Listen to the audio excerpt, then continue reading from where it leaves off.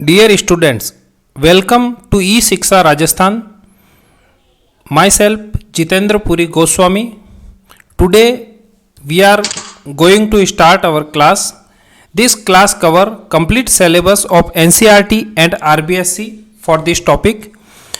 This is class 8th topic of science subject.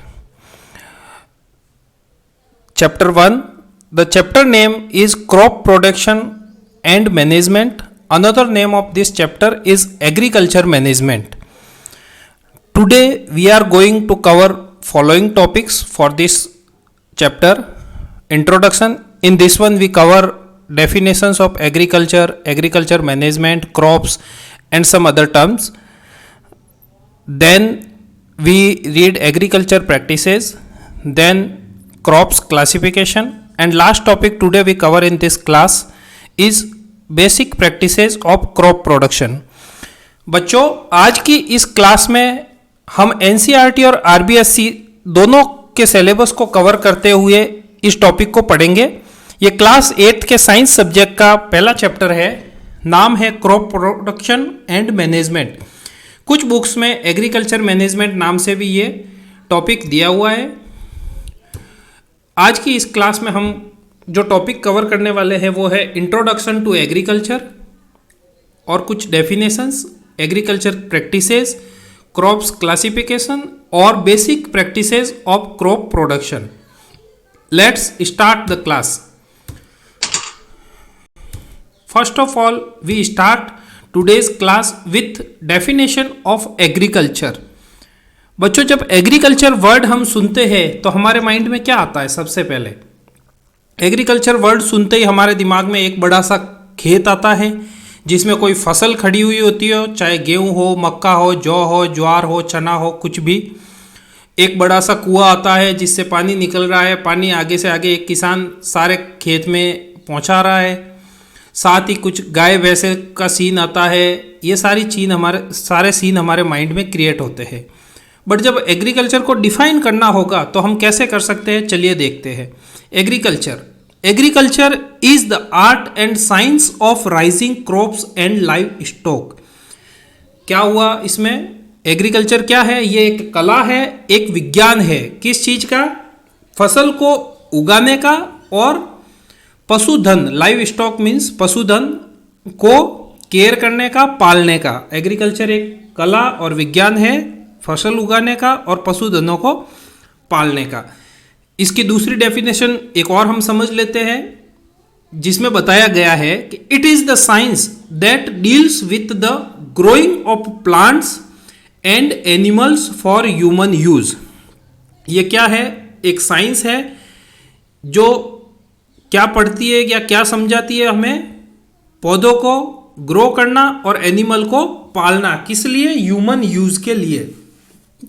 तो agriculture क्या चीज हुई? अपन सिंपल भाषा में देखें तो फसलों को उगाना और पशुओं को पालने की पूरी जो प्रक्रिया है उस विज्ञान को हम क्या कहते हैं?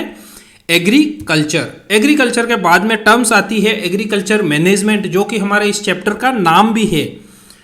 वो क्या होता है? एग्रीकल्चर मैनेजमेंट सिंपल हम वर्ड से भी समझने लगे तो जो हम खेती कर रहे हैं उसको प्रॉपर तरीके से मैनेज करना, स्टेप बाय स्टेप जो साधन हमारे पास है उनका प्रॉपर उपयोग करना और जो भी हमें प्रोडक्ट मिल रहा है उसको प्रॉपर स्टोरेज करना. ये सारा क्या कहलाएगा? Agriculture management. अब एग्रीकल्चर मैनेजमेंट की डेफिनेशन में चलते हैं. देखिए, agriculture management is an occupation. ये क्या है? एक ऑक्यूपेशन है, एक प्रोफेशन है जो एक कोई भी व्यक्ति करता है. उसमें क्या आता है? That involves the science of food production from crops and live stock. जो जिसमें कि क्या आता है? एक विज्ञान आता है. किस चीज का विज्ञान? फूड प्रोडक्शन का. और फूड प्रोडक्शन किससे? क्रॉप्स एंड लाइव स्टॉक, फसल और पशुधनों से, पालतू पशुओं से. It deals with farming techniques. ये किससे साथ डील करता है? Farming technique. खेती में क्या क्या टेक्नोलॉजी हम यूज ले सकते हैं. The domestication of animals. पशुओं को कैसे पाला जा सकता है. And the general processing of food. और जो भी फसल या प्रोडक्ट हमें मिले हैं उनकी प्रॉपर प्रोसेसिंग, खाने के लायक बनाने के लिए की जाती है। इस सारे चीज का जो मैनेजमेंट है वो क्या कहलाएगा? Agriculture management. एक टर्म्स बार बार हमारे दोनों डेफिनेशन में आई है, वो है क्रॉप्स। हिंदी में इसका मीनिंग है फसल। अब इसको हम कैसे समझेंगे? जनरली अपने घर पे भी अगर अपन कोई दो पौधे लगाते हैं तो वो क्रॉप्स नहीं कहलाएंगे, वो क्या कहलाएंगे? प्लांट्स। ठीक है, क्रॉप्स किसको कहेंगे? जब किसी खेत में एक ही तरह के पौधे पूरे खेत में बोए जाते हैं लार्ज स्केल पे, तब वो क्या कहलाएगा? Crops. When plants of the same kind, मतलब जब एक ही तरह के पौधे are grown and cultivated at one place on large scale, उनको बोया जाता है, बड़ा किया जाता है और कल्टीवेट किया जाता है एक भी पूरे बड़े खेत में लार्ज स्केल पर, तब वो क्या कहलाएगा? It is called a crop. For example, crop of wheat means that all the plants grown in field are that of wheat। मतलब जब हमारे पूरे खेत में एक ही तरह का पौधा हो, जैसे कि गेहूं का पौधा, तो वो गेहूं का पौधे सारे सामूहिक रूप से ग्रुप पूरा उनका क्या कहलाएगा? गेहूं की फसल, क्रॉप ऑफ व्हीट। ठीक है बच्चों, तो ये सारी तीनों टर्म्स है जो बार बार हमारे इस चैप्टर में आती रहेगी। अब इस क्रॉप को उगाने की हमें क्या जरूरत पड़ी? हम ये क्रॉप क्यों उगाते हैं? हम ये एग्रीकल्चर, ये खेती क्यों करते हैं?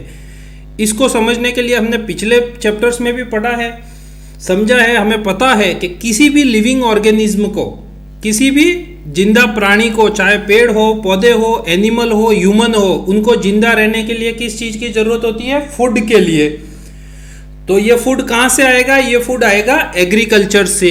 इसलिए हमें ये एग्रीकल्चर पढ़ना पड़ रहा है। चलो देखो, you have learn that all living organism required food. जैसा कि आपने पिछली क्लासों में पढ़ा है कि सारे लिविंग ऑर्गेनिज्म को क्या चाहिए? खाना चाहिए। जबकि पौधे जो होते हैं वो अपना खुद का खाना खुद ही बना सकते हैं। एनिमल या ह्यूमन वो अपना खुद का खाना खुद के शरीर में नहीं बना सकते हैं। Plant can make their food themselves. Can you recall how green plant synthesize their own food?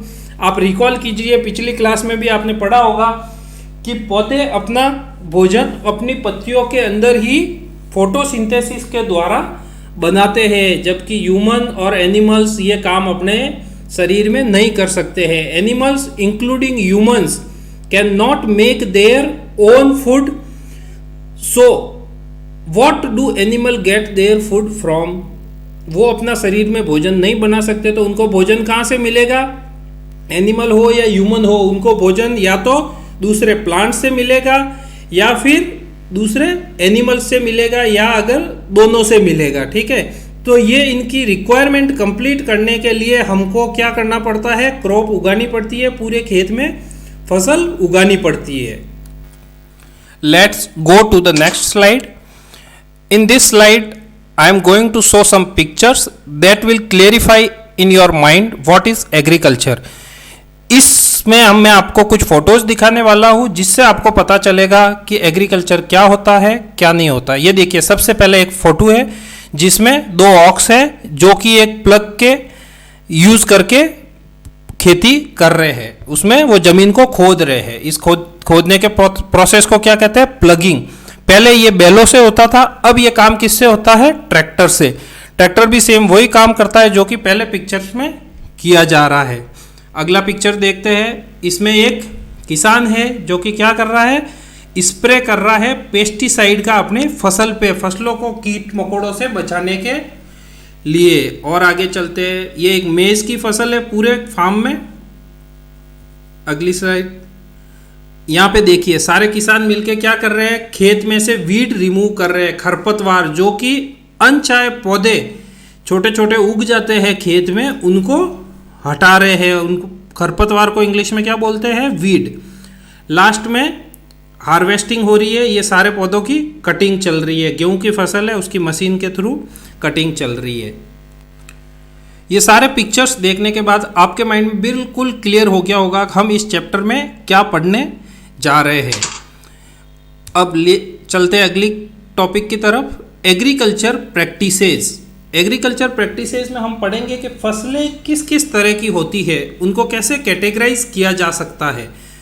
Crop can be classified on the basis of their huge और द प्रोडक्ट दे प्रोड्यूस। एक तो किस तरीके से किया जा सकता है, जो क्रॉप्स है, जो फसल है, उसका यूज किया है, या फिर वो क्या प्रोडक्ट प्रोड्यूस कर रही है। You already knows that crops are of different types. पहले से ही तुम जानते हो क्रॉप अलग अलग तरह की होती है, like cereals, vegetables, fruit. Cereals means अनाज, वेजिटेबल्स मीन्स सब्जियां, फ्रूट मीन्स फल। ठीक है दोस्तों, यहाँ पे मैं आपको एक टेबल बताने जा रहा हूँ बच्चों। उस टेबल से आपको काफ़ी चीज़ें क्लियर हो जाएगी, काफ़ी एग्जाम्पल्स उसमें दिए हुए हैं, और ये टेबल्स जो है आप पूरी अपनी डायरी में राइट डाउन कर लेना। अदरवाइज अगर अभी आप राइट डाउन नहीं कर सकते हो तो इस पूरी स्लाइड का आप एक स्क्रीनशॉट लेके रख लेना। बाद में जब आप क्लास कंप्लीट हो जाए उसके बाद में इसको पूरा आप स्टडी कर सकते हो। ये टेबल मैं आपको समझा देता हूँ।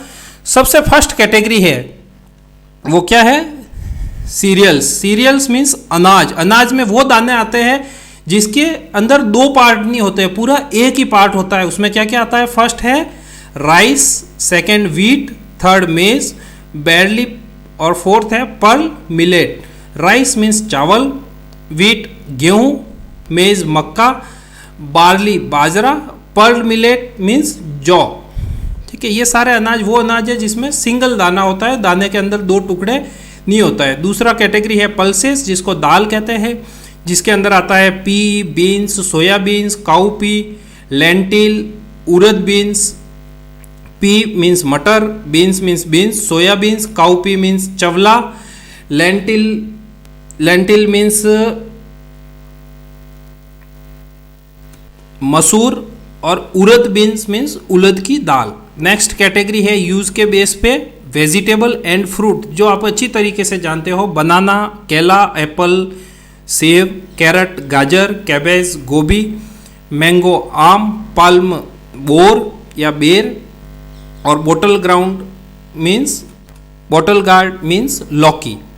उसके बाद थर्ड कैटेगरी आती है ऑयल सीड्स। ऐसे सीड्स या ऐसी क्रॉप्स जिससे ऑयल निकलता है। फर्स्ट है ग्राउंडनट, मूंगफली, सीसम, तिल, मस्टर्ड, सरसों, सोयाबीन्स, और सनफ्लावर, सूरजमुखी। इन सारे के बीजों से क्या निकलता है, ऑयल निकलता है, जो अलग अलग तरीके से हमारे खाने में या किसी न किसी मेडिसिन में काम आते हैं। फिफ्थ कैटेगरी है स्पाइसेस, मसाले जैसे कि आप जानते हो वो कैटेगरी में नाम है चिलीज मीन्स मिर्ची, कोरिएंडर धनिया, कैरावे एंड क्यूमिन्स, दोनों जीरे के ही दो टाइप्स होते हैं, टर्मेरिक, हल्दी। इनके अलावा अदर भी काफ़ी क्रॉप्स होते हैं जो मेडिसिनल प्लांट या फोडर कहते हैं। मेडिसिनल प्लांट जो ऐसे पौधे जिनका यूज दवाइयों में होता है, और फोडर जो घास के रूप में काम आते हैं, जो जानवरों को घास खिलाते हैं अपन। यहाँ पे एक और टेबल दे रखी है जिसमें इस कैटेगरी के अलावा भी कुछ क्रॉप्स है जिनको हम कैटेगराइज कर सकते हैं और जिनका अपन अलग अलग यूज कर सकते हैं। लाइक फाइबर क्रॉप्स मीन्स ऐसे क्रॉप्स जिससे फाइबर निकलता है, जैसे कॉटन, रुई और जूट। इनके अलग अलग यूज होते हैं। प्लांटेशन क्रॉप्स जैसे टी है, कॉफी है, रबर है, कोकोनट है। रूट क्रॉप्स ऐसे क्रॉप्स जिनकी रूट से हमें कुछ ना कुछ प्रोडक्ट मिलता है, जैसे कैरेट है, टर्निप है, स्वीट पोटैटो है, टोपियोका है। कैरेट मीन्स गाजर, टर्निप मीन्स सलजम, स्वीट पोटैटो मीन्स शकरकंद, टोपियोका ये भी एक रूट का ही प्रोडक्ट होता है। फिर ट्यूबर क्रॉप्स जो गांठें होती है जड़ों की, वो जो यूज करते हैं उसमें है, जैसे पोटैटो अपने आलू। लास्ट है शुगर क्रॉप्स जिनसे मीठी चीजें प्रोडक्ट के रूप में काम आती है, वो है sugar cane and beet roots. दोनों प्रोडक्ट है शुगर केन गन्ना और बीट। तो बच्चों ये हमने समझा है अलग अलग कैटेगरी की फसल है जो अलग अलग यूज के बेस पे हमने कैटेगराइज की हुई है। अब हम आगे बढ़ते हैं अगले टॉपिक की तरफ। ये हमको क्रॉप्स का क्लासिफिकेशन बताएगा। जो मेजर क्लासिफिकेशन होता है क्रॉप्स का, वो होता है उनके उगाने के टाइमिंग के बेस पे। किस टाइम पे फसल उगाते हैं उसके आधार पे उसको नाम दिया हुआ है। Crops can be classified on the basis off season which they grow. Crops को क्लासिफाइड किया जा सकता है टाइमिंग के आधार पे, जिस टाइम पे उनको ग्रो करते हैं। India is a vast country. India बहुत बड़ा देश है। The climatic condition like temperature, humidity and rainfall vary from one region to another. मतलब इंडिया में क्या होता है, बड़ा देश है, इसमें क्लाइमेट में बहुत से वेरिएशंस अवेलेबल होते हैं। जैसे टेम्परेचर में राजस्थान में अलग टेम्परेचर होगा, कर्नाटक में अलग टेम्परेचर होगा, असम मणिपुर में अलग टेम्परेचर होगा। वैसे के वैसे ह्यूमिडिटी का भी इन अलग अलग डिस्ट्रिक्ट में अलग अलग एरियाज़ में अलग अलग ह्यूमिडिटी होगी। रेनफॉल भी कहीं पे रेन ज़्यादा होती है, कहीं पे कम होती है। ये सारी डाइवर्सिटी इंडियाज़ में अवेलेबल है। पर इस डाइवर्सिटी के होते हुए भी, ये विविधता होते हुए भी, सारी क्रॉप्स जो है उनको हम 3 कैटेगरी में कैटेगराइज कर सकते हैं उनके सीजन के बेस पे। और वो कैटेगरीज कौन सी है? सबसे फर्स्ट कैटेगरी है खरीफ क्रॉप्स, खरीफ की फसल। ये आपने सुना भी होगा वर्ड पहले, और अभी आपको मैं इसमें डिफाइन भी कर देता हूँ। खरीफ की फसल वो फसल होती है जो कि हम बारिश के टाइम पे बोते हैं। The crops which are sown in the rainy season are called kharif crops.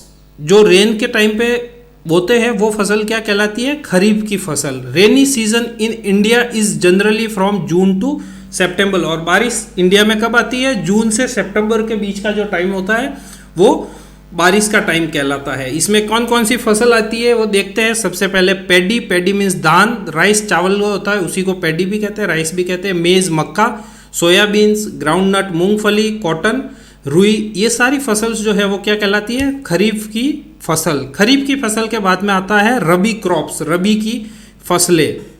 ये वो फसलें हैं जो कि सर्दी के टाइम पे, विंटर के टाइम पे हमें बोनी पड़ती है। The crops grown in the winter season are called rabi crops. जो कि वो फसलें जो विंटर के टाइम पे ग्रो की जाती है उनको क्या कहेंगे? रबी की फसलें।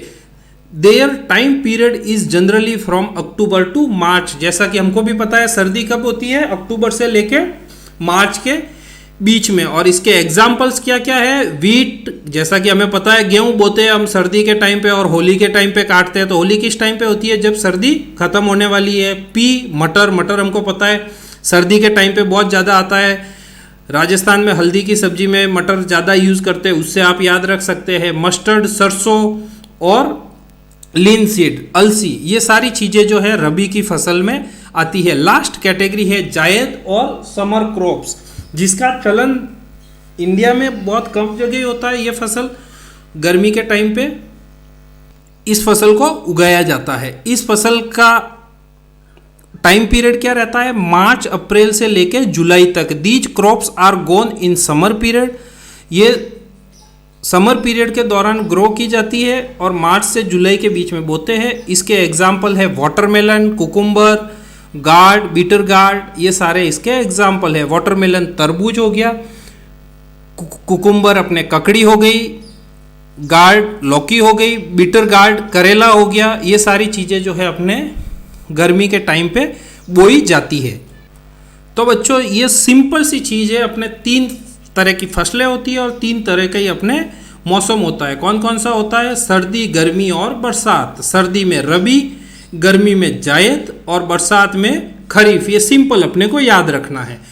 आगे बढ़ते हैं नेक्स्ट स्लाइड की तरफ। ये हमको बता रही है एक स्लाइड, ये ज़्यादा इंपॉर्टेंट इसलिए है कि इन फ्यूचर भी आप कंपटीशन एग्जाम की जब भी तैयारी करोगे तब उसमें ये क्वेश्चन यहाँ से ज़्यादा आते हैं। तो इस चीज़ को आप अच्छे से नोट डाउन कर ले या फिर स्क्रीनशॉट लेके रख ले। पूरी कैटेगरी वाइज मैं आपको बता देता हूँ एक बार पढ़ के कि ये फसलें कौन कौन सी फसलें कौन कौन से डिस्ट्रिक्ट में ज़्यादा होती है, वो उसकी ये पूरी टेबल है। सबसे पहले है पल मिलेट, जिसको हम क्या कहते हैं? बाजरा। बाजरा कहाँ कहाँ होता है? अलवर, जयपुर, नागौर, जोधपुर, सीकर और बाड़मेर डिस्ट्रिक्ट में। मेज, मक्का, मक्का ज़्यादा कहाँ कहाँ होता है? चित्तौड़गढ़, उदयपुर, भीलवाड़ा, बांसवाड़ा और राजसमंद में। सोरगम मतलब सलगम, ज्वार कहाँ कहाँ पे होती है? अजमेर, पाली, टोंक, भरतपुर और अलवर। पैडी, धान, राइस, ये कहाँ होता है ज़्यादा? हनुमानगढ़, बूंदी, कोटा और बांसवाड़ा में। वीट, गेहूँ ज़्यादा कहाँ होता है? श्री गंगानगर, हनुमानगढ़, अलवर, भरतपुर और बूंदी में। बार्ली मीन्स जौ ज़्यादा कहाँ होती है? जयपुर, हनुमानगढ़, श्री गंगानगर, अलवर और सीकर में। मोठ बीन्स मीन्स मोठ की दाल ज़्यादा कहाँ होती है? चूरू, बीकानेर, नागौर और जोधपुर में। ग्राम ग्राम मीन्स चना, चना ज़्यादा कहाँ होता है? हनुमानगढ़, श्री गंगानगर, बीकानेर और झुंझुनू में। मूंग बीन्स, मूंग की दाल कहाँ होती है? नागौर, जोधपुर, जालोर, जयपुर और बाड़मेर। चवला, चवला कहाँ होता है? सीकर, नागौर और झुंझुनू में। पीगन पी, अरहर दाल, ये कहाँ होती है? उदयपुर, टोंक और जयपुर में। ग्राउंड नट, मूंगफली कहाँ होती है? जहाँ रेतीले पहाड़ होते हैं, बीकानेर, सीकर, चूरू और जयपुर। मस्टर्ड कहाँ होती है? सरसों, श्री गंगानगर, भरतपुर और अलवर। इन डिस्ट्रिक्ट में ये ज़्यादा होती है, बाकी डिस्ट्रिक्ट में भी होती है पर कम होती है। तारा मीरा, गंगानगर, जालोर, पाली और जयपुर, जहाँ पानी कम होता है। सोयाबीन्स, झालावाड़, चित्तौड़गढ़ और Bara. Cotton, Hanumangarh, Kota, Bundi, Shri Ganganagar. Cumin seed, जीरा कहाँ होता है? जालोर, जोधपुर, बाड़मेर। और कोरिएंडर, धनिया कहाँ होता है? बारा, झालावाड़ और कोटा में। इन चीज़ों को हमें रिमाइंड करके रखना है, याद करके रखना है, ये फ्यूचर में काफ़ी यूजफुल है। आगे बढ़ते हैं नेक्स्ट की तरफ। जैसे हमने ये सारी क्रॉप्स के लिए डिस्ट्रिक्ट के पता किया था, वैसे के वैसे अगली स्लाइड में हम फ्रूट और वेजिटेबल्स के लिए, फ्रूट और वेजिटेबल किस किस डिस्ट्रिक्ट्स में ज़्यादा होते हैं, किस रीजन में ज़्यादा होते हैं, वो देखते हैं। ऑरेंज झालावाड़ में ज़्यादा होते हैं, लेमन धौलपुर में, guava Sawai Madhopur, pea and tomato Jaipur, plum Jaipur, Indian gooseberry Jaipur, watermelon Tonk, chilli Sawai Madhopur, ginger Udaipur, garlic Udaipur, garlic Kota, malta Shri Ganganagar, grapes Shri Ganganagar, cucumber Bikaner, musk melon Pali, mango Chittorgarh, fennel Sirohi, caraway Chittorgarh, onion Jodhpur, banana Banswara और स्वीट लेमन श्री गंगानगर। ठीक है, यहाँ मस्क मेलन जिसको हम खरबूजा कहते हैं, ये पाली में ज़्यादा होता है। आगे बढ़ते हैं। Basic practices of crop production, यहाँ से हम शुरू करेंगे। क्रॉप प्रोडक्शन करने का पूरा प्रोसीजर क्या होता है, वो स्टेप बाय स्टेप कैसे कंप्लीट होता है, उसी स्टेप और उसी सीरीज में हम इस चैप्टर में इसको पढ़ते जाएंगे। चलिए इसको शुरू करते हैं। Cultivation of crops involve several activities undertaken by farmer over a period of time.